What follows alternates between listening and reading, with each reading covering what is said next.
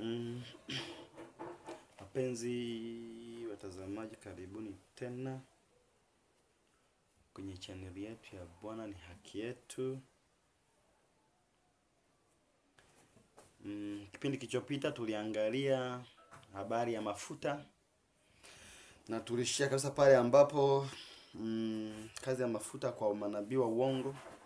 Sawa Sasa tuagusia kidogo kuhusu chanzo cha mafuta ya mapepo haya, mafuta ya watumishi hao wa kipepo. Tukasema jambo moja kwamba haya mafuta haya yana chanzo chake. Hakuna kitu ambacho hakina chanzo isipokuwa Mungu tu ndo hana chanzo. Niulize, ukienda utauliza kwa Mungu. Sasa Mungu tu ndo hana mwisho wala hana mwanzo. Sasa chanzo cha mafuta, tukasema viwanda vya mafuta cha kwanza.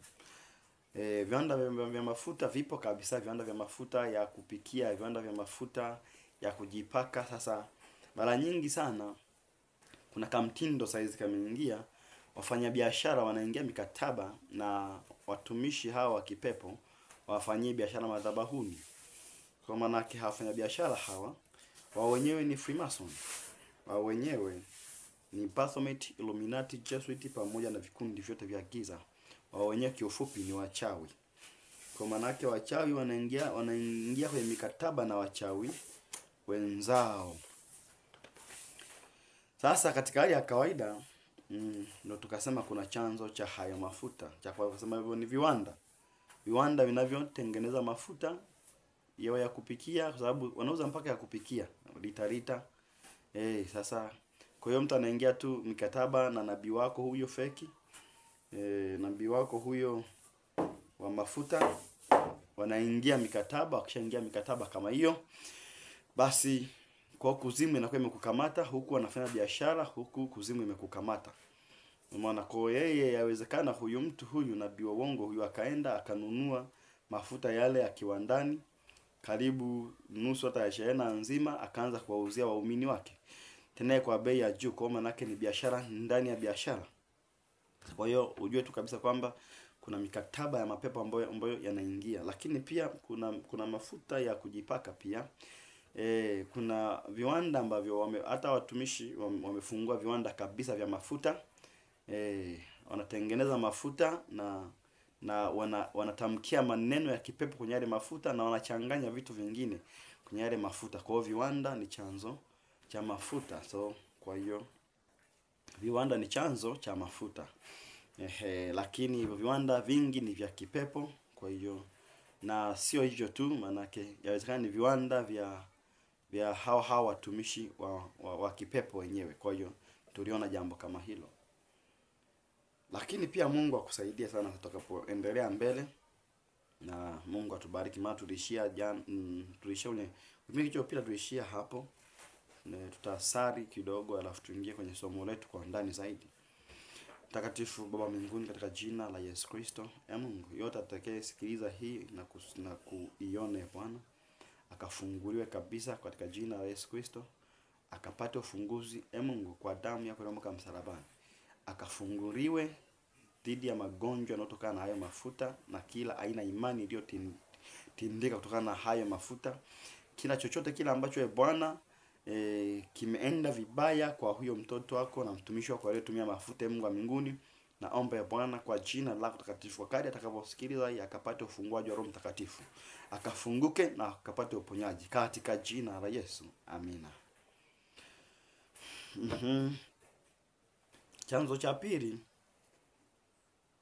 tutasameana kidogo. Tutakayoyasema Mungu atusaidie kwa kweli, yasitupatie tabu, lakini Mungu atusaidie kwa kweli. Mungu atusaidie. Atusaidie sana ili kusudi tusije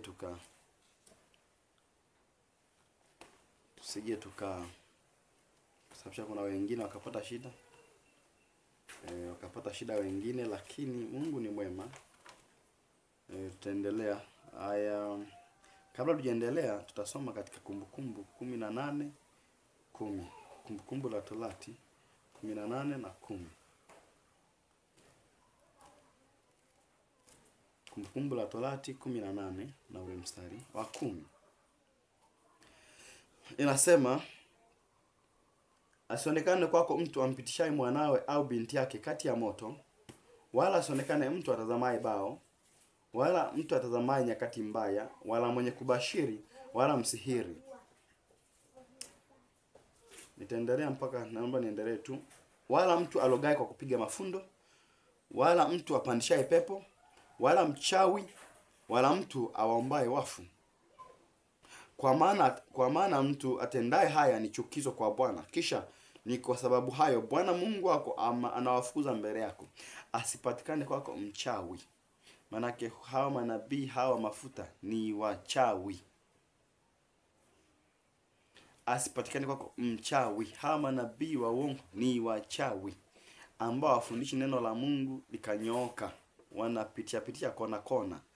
Neno la Mungu limenyooka hivi, halijaweka kona kona.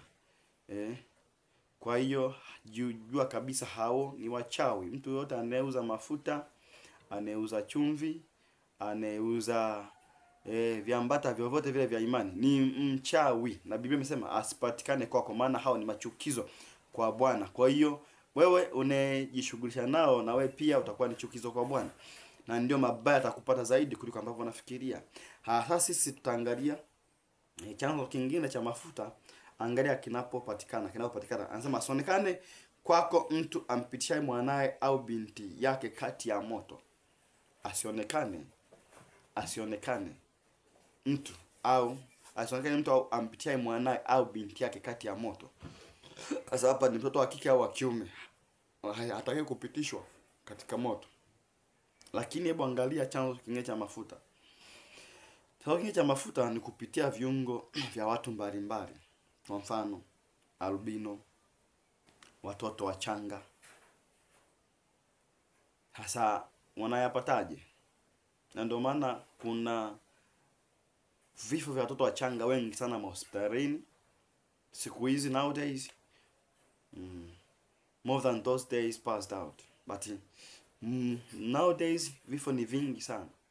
Lakini na hata hivyo ni kwa sababu hatujui vitu vya rohoni. Watu wengi, manabii wengi sana wanaingia kwenye mahospitali, watoto wanawake kwa wanajifungua, wanabeba vile vichanga, wanawachia mamidori pale, wanaacha pale gogo, wanaacha pale mti, wanaacha pale chochote kile. Alafu wanabeba wale watoto wachanga, wanaenda kuwabanika. Jamani, hii inawezekana watu wa kawaida msinielewe, lakini wachawi wananielewa. Freemason wanaoniangalia pia wananielewa vizuri. Wanaenda kuwabanika wale watoto, wanawapitisha katika moto, wanawabanika kabisa na wanagema ile mafuta yao. Wanagema mafuta ya albino. Sasa wewe unajipaka mafuta. Kama hujajipaka mafuta ambayo yamenuiliwa kutoka kuzimu, kwenye viwanda vya kuzimu, basi unapaka mafuta ya hawa watoto wachanga, basi unakula mafuta ya albino. Manake unakula binadamu mwenzako, unakula vitoto vichanga, manake na unashiriki dhambi za hawa watu.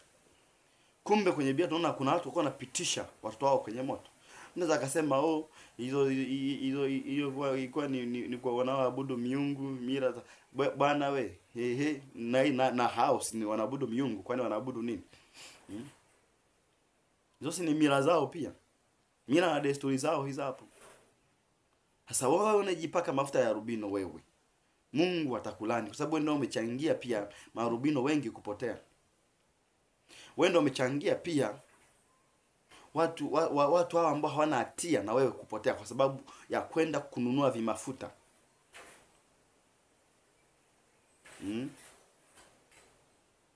Ya kwenda kununua mafuta.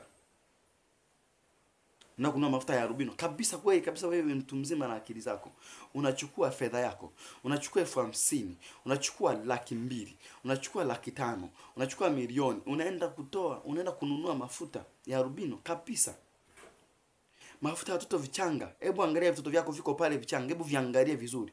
Alafu just imagine ndio vinapitia kwenye moto kule, mafuta yao wanagemwa. Wanakuja kuwaletea nyinyi mnajipaka. Anaposhiriki dhambi, huyo nabii wako na wewe unashiriki dhambi. Hata ukifanikiwa, manake kuna agano katika ile mafuta. Kuna agano la mapepo limekaa mle, na wewe umeshiriki katika hiyo dhambi. Kwa hiyo chanzo mojawapo cha haya mafuta ni hivi viungo vya watu au watoto wachanga au albino, na watafuta kuwaua. Kuna watafuta kuwaua ni hao manabii wenu, ni hao waganga wenu, hao wachawi wenu ndio watafuta. Sasa wewe unaenda kwa mganga anayetafuta viungo vya albino, ni una akili kweli? Unaenda kwa nabii ambaye anatafuta albino, wewe una akili kweli? Kwa hiyo unaye ni muuaji pia. Kwa hiyo lazima ujiangae, na ndio maana Mungu atawaadhibu wote, na hapa mwisho ataishia kwenye ziwa la moto. Sasa kama unataka kuendelea kuishia kwenye ziwa la moto, endelea. Mimi nakupa ushauri. Haya. Sawa. Tasoma pia Isaya 13. Sasa kama waleta ushahidi, subiri siku ya mwisho, Yesu ndo atakupa ushahidi. Unafikiri shetani hana akili? Kuna wengine hapo tokea mmezaliwa mje kuona wachawi, lakini mnaamini wachawi wapo. Sasa tuletee ushahidi sasa. Ushamkamata. Isaya 13 mstari wa 16. Inasema, na watoto wao wachanga watavunjwa mbele ya macho yao. Nyumba zao zitatekwa nyara, na wake zao watatendwa jeuri. Haya. Na watoto wao wachanga watavunjwa. Angai vitoto vinavyovunjwa mbele ya macho ya mama zao. Wanachukuliwa na hawajui watu mwingine. Wamekuja kujifungua leo, wanachukuliwa. Wamemaliza kujifungua, baada ya mwezi wanachukuliwa. Ndio maana kuna mtu katoto mwezi mmoja kameshakufa. Siku moja kameshakufa tayari. Na vinatolewa kila sababu. Alikuwa anaumwa homa kali, alikuwa anaumwa malaria, alikuwa anaumwa sijui homa ya ini, alikuwa anaumwa nini. Magonjwa tu yanawekwa pale. Mtoto kuna uzembe ulifanyika wa madaktari, uzembe ulifanyika wa manesi, uzembe ulifanyika wa mama yake, au sijui kimeenda kimerudi siku 8 kabla ya siku 8 baada ya kujifungua lazima ulete hospitali. Yote hayo yanafanyika, lakini watoto wachanga wanazidi kufa. Kwa nini? Na saa hizi huduma ziko vizuri sana kuliko zamani. Tulikuwa wakunga walikuwa kizalisha huduma zilikuwa duni sana, lakini nowadays yani mpaka huduma ni nzuri, mpaka mazanati, mpaka hospitali, mpaka rufaa, mpaka hospitali za wilaya huko, hospitali za mikoa, hospitali ya taifa, huduma ni nzuri, lakini still bado vifo vipo. Unafikiri kwa nini? Kwa nini zamani walikuwa wafi kiasi hicho? Kwa sababu saa hizi waabudu shetani wamezidi kuwa wengi, hasa wanaojiita watumishi wa Mungu ni maabudu shetani wengi. Kwa lazima wanavunja hawa watoto, wanawakamata, wanawaweka kwenye hizo nani zao za kuzimu, zinatoa mafuta, zinagema mafuta.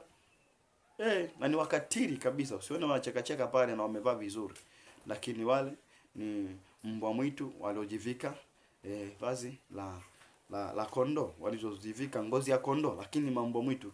Kama ukiwachokoza tu kidogo, we. Kwa wale ni mbwa mwitu, usiwaone vile. Kwa kama una nabii wako anauza mafuta, jua unashiriki naye kuchukua mafuta ya watoto wachanga. Jamani, Biblia imesema hapa. Sio mimi. Na pia unashiriki na wewe. Kwa hiyo tusome pia katika Hosea 13. Kwa hiyo lazima ujaribu, Mungu akusaidie. Hosea 13 na ule mstari.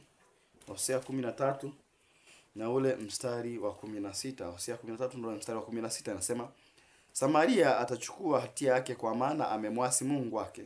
Wataanguka kwa upanga, watoto wao wachanga watavunjwa vipande, na wanawake wao wenye mimba watatumburiwa. Umeona kazi yao wanayofanya watu?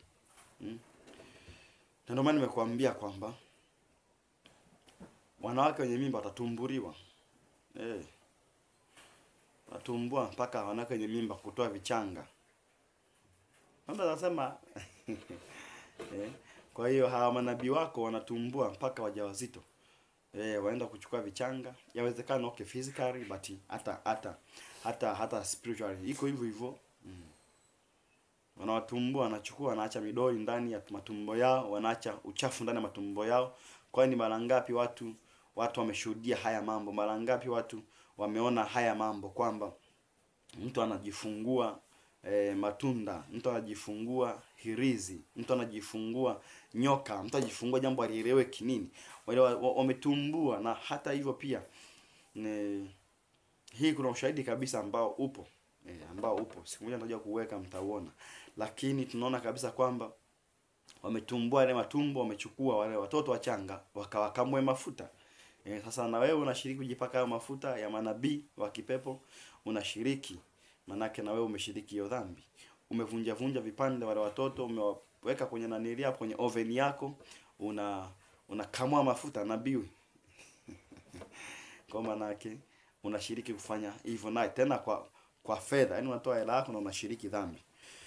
Okay, pia chanzo kingine kuna mafuta ya misukule. Mafuta ya misukule tasoma katika Isaya 42:22. Mafuta ya misukule, chanzo pia hicho cha mafuta yako wewe unaojipaka, ya watumishi wako hao. Kwa hiyo kuna mafuta ya nini? Ya misukule. Isaya 42 tu.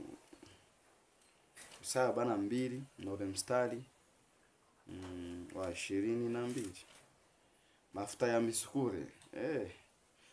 Kwamba kwa hiyo unapojipaka mafuta hayo ya upako ya watumishi wako hao, mafuta ya 1000 unanunua laki, mafuta ya 1000 unanunua 50,000, unanunua 20,000, unanunua 10,000.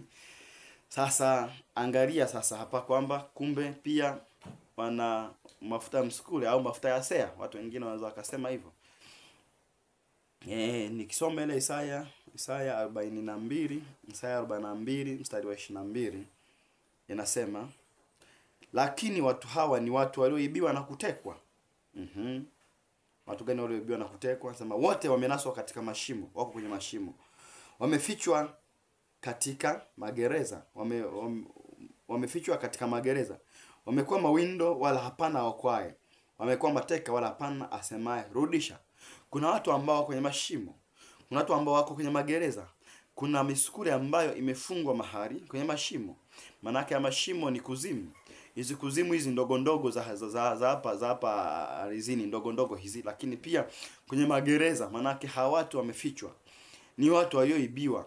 Manake ni misukule hii, watu wameibiwa duniani, wamefichwa katika hayo maeneo. Wameibiwa hawa watu.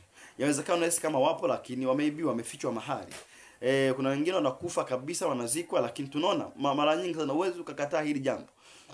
Kwani mara ngapi ambapo tunaangalia mpaka Arusha, ingia kwenye YouTube angalia watu ambao wamekufa zamani na wamefufuka na wapo sasa hizi, na sio kufuka, wamerudi. Na anakuambia sasa alikuwa sehemu fulani, na lakini makaburi yao yapo. Kwani hiyo ni ajabu? Sio ajabu. Huyo watu wameomba, wamesema rudisha, amerudishwa. Huyo Mungu wakati mwingine Mungu anaingia tu kati pia, hata kama watu hawajaomba anarudisha mtu. Baadaye mnaanza kusema waganga wamerudisha, lakini Mungu ndiye ana nguvu hizo za kufanya hiyo kazi ya kurudisha. Hakunaga uwezo kaenda kule afu mganga kurudisha. Ingekuwa ndio washarudishwa wengi. Kwa manake watu wanaomba na watu wanarudishwa. Sasa hebu angalia. Kwa hiyo manake akichukuliwa huyu mtu, akiibiwa, akitekwa, manake ametekwa, ameibiwa, amefichwa katika mashimo, amewekwa katika magereza, kwa hiyo anakuwa anagema mafuta yao. Ndio maana mpaka waganga, waulize waganga na wachawi wanajua mafuta ya msukule kazi yake nini.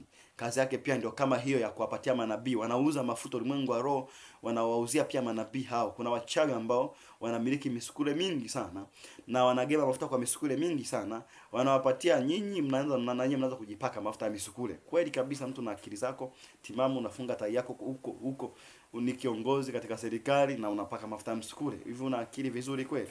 Manake ni kwamba huna akili. Uwezo ukapaka mafuta ya misukule. Ukipaka mafuta na wewe mwenyewe ni msukule vile vile. Asebu angalia kwa hali ya kawaida sasa. Ndio maana ukacha mafuta yako unapata taabu.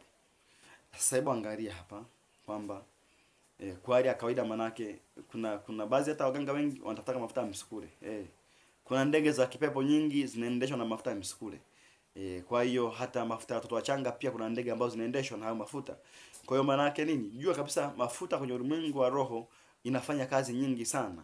Kwenye ulimwengu wa roho wa kipepo zina kazi nyingi sana. Kwa hiyo Na pia hayo mafuta pia yawezekana, ndio maana kuna mtu anashangaa watu wanapaa kwenye huko. Kwa hiyo mchungaji wako, nabii wako wa kipepo huyu anioga mafuta na maji na chumvi sijui na nini vya upako vyote, unashangaa watu wanapaa, maana yake wewe mwenyewe umekuwa mchawi pamoja naye. Ukiona hata mara nyingi unapaa ovyo ovyo bila sababu na mpangilio maalum wa kimungu, maana yake wewe pia ni mchawi, unashiriki naye kuloga na umekamatwa nafsi na kifungo cha nafsi, umefungiwa katika gereza na wewe baadaye utafanywa kuwa msukure, na wewe mwenyewe baadaye mafuta yako yatagemwa, watapewa wengine tena. Hivyo ni mrundikano wa hivyo kwa sababu ya mwagai damu ya mtu na yeye damu yake itamwagwa na mtu. Hasa kwa hiyo tumeona kabisa mafuta ya misukure, chanzo cha mafuta ya upako hayo. Haya, kuna mafuta ya maiti pia. Mafuta ya maiti ambazo zimekufa, zinabebwa, zinachimbiwa makaburini, zinaenda kufukuliwa. Wengine wanakula, au manabii wenu wanakula maiti hizo, au manabii wenu hao, alafu wakichoma pale wanachukua nini? Wanachukua mafuta. Tutasoma katika Isaya hiyo 65 na mstari wa 4. Isaya 65 na mstari wa 4. Isaya 65 na mstari wa 4. Sasa Isaya 65 mstari ule wa 4 nasema, waketio kati ya makaburi na kulala katika mahali pao pasiri, walao nyama ya nguruwe na mchuzi wa vitu vinichukizavyo katika vyombo vyao. Hasisi na huja pa waketio kati ya makaburi na kulala katika mahali pao pasiri. Waketio katika makaburi na kulala mahali pao pasiri. Hawatu, kumbuka makaburi ni lango kubwa sana la kuzimu. Na watumishi wengi wa kipepo wanafuata mafuta ya hayo kuzimu pia. Makaburi ni sehemu ya kufanyia biashara pia wachawi. Manake ni soko kubwa sana la wachawi, sehemu ya makaburini. Wanafanya mabiashara humo, wanafanya, na ndio maana ukiwa kwenye makaburi hata nyakati za usiku tunaona mambo sio mambo. Vitu haviendi, unashangaa tu vitu havieleweki. Nini? Hawa jamaa hawa kazi yao pia kwenye makaburi ndio sehemu ya kufanyia biashara zao za misukure, kuuziana misukure, lakini pia kupata mafuta ya maiti. Wanachimbwa hizo maiti hizo, au zinapigwa fimbo ya kichawi, zinapanda hizo maiti, zinachomwa, wanatoa mafuta yale, unajipaka na wewe. Unapewa mafuta. Kwa hiyo just imagine unatembea umepaka mafuta ya misukure. Just imagine unatembea mpaka mafuta ya maiti. Just imagine unatembea unakunywa mafuta ya maiti, unakunywa mafuta. Ndio maana mafuta yako yanakuwa mabaya sana, lakini unapokunywa mapepo. Mapepo yamejaa kwenye mafuta, kwa sababu unakuta kuna masubiani humo, kuna marinari moto humo, unakuta kuna masharifu humo, unakuta kuna kina naziati humo, wa majini ya kunyonga, na ndio maana usiku watu wananyongwa mara kwa mara. Nini? Kumbe wewe unatumia mafuta ya maiti kutoka kwenye makaburi. Wanalala mahali pao pasiri, manake ni sehemu ambayo huwezi kaiona usiku, na hata kama ukienda, kama huna macho ya roho huwezi kaona. Wako sehemu ya siri, wanafanya vitu vya siri. Ila kwenye makaburi hayo, Biblia imesema kwenye makaburi hayo, manake nini? Kumbe makaburini kuna watu wanaokaa kule, ni si maiti. Kwa hiyo wanakula nyama za watu waliokufa. Na wakati mwingine hasa manabii wa ngazi za juu pia hawa mtawaangalia, utashangaa wanakula nyama za watu ambao wamekaa makaburini kwa muda wa siku 7, wanakunywa maji yao yale, usawa wao, kila kitu. Na ndio hao wanataka kuwekea mikono, na ndio hao unakunywa na wewe maji hayo. Tutakuja kuongelea habari ya maji, ujue kabisa pia wanakamua kutoka kwenye maiti na wewe unaenda kunywa. Sasa kwa maana yake ujue kabisa kwamba wewe naye unakuwa chukizo mbele za Bwana. Vitu vichafu najisi unavitumia, unakuwa chukizo mbele kwa Bwana. Maana anaye kuongoza na kukufanikisha sio Mungu wa mbinguni, bali ni hayo mapepo, ili kusudi mwisho wa siku ya kuue kabisa. Unapata vibali lakini sio vibali vya Mungu. Unapata mafanikio lakini sio mafanikio ya Mungu. Unaongoza lakini si kwa ajili ya Mungu, bali ni shetani amekuweka hapo na unaongoza kwa niaba haya hivyo vitu. Kwa chanzo kingine ni mafuta ya maiti. Tumesoma hiyo 65. Pia na sehemu zingine ambazo si sana kwa mtafunua, yani napomalizia sana namalizia vitu japo si kwa umuhimu huo, lakini vina umuhimu fulani ambapo tumeshuhudia watu wakishuhudia sehemu mbalimbali pia, na tumeshuhudia watu wakisema walivyokuwa hata kabla hawajaokoka. Pia tumeshuhudia pia hata vitu vingine pia vikitokea katika jamii ambavyo vinaashiria sasa kuna jambo liko nyuma yake. inasema kwamba haya pia chanzo ni matiti ya kina mama. Matiti ya kina mama, utashangaa watu wanauawa wanakatwa matiti yao. Manake wanaondolewa matiti yao, wanaenda kubanikwa. Yanatoa mafuta hayo, wewe ndio unaotumia kunywa, ndio unaotumia kujipaka. Upate kibali, mafuta ya matiti, upate kibali. Kwa manake na umeshiriki kuua na kuondoa matiti ya kina mama na mabinti. Tena wengine wanachukua matiti ya mabinti ambao ndio kwanza ni mabikira. Kwa hiyo kuna muda mwingine mafuta ya matiti ambao ni mabikira ndio gharama zao laki, laki mbili. Lakini ndio hicho ambacho kipo sasa. Pia sehemu za siri za wanawake na wanaume zinachomwa, zinamwagwa mafuta. Ndio hayo unaojipaka wewe. Sehemu za siri za wanawake na za wanaume. Wewe ndio unajipaka hayo mafuta sasa ya upako. Mafuta ya upako ndio hayo mafuta ya upako. Jamani, haya mambo hatuyaongei tu. Ingeni YouTube mtaona watu wananyofolewa sehemu zao, wanatolewa matiti yao. Kwa hiyo tamaliza Ufunuo 18 mstari wa 11.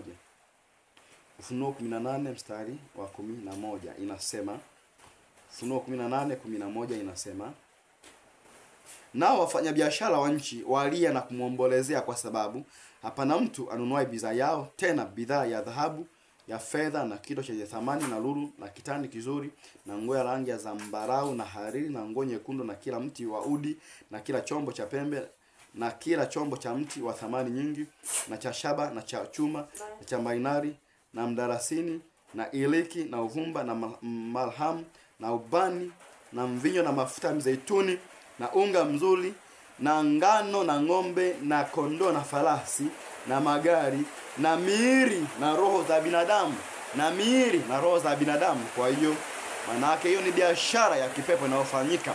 Wanauza miiri na roho za binadamu. Sasa kwa hiyo lazima uwe makini sana. Mungu akubariki na Mungu akusaidie. Na Mungu akuponye na hayo magonjwa yako ambayo wamekupatia manabii wa uongo. Basi Mungu akubariki sana katika jina la Yesu Kristo. Uache mafuta, uache maji, uache chumvi. Kwa damu ya Yesu. Amina.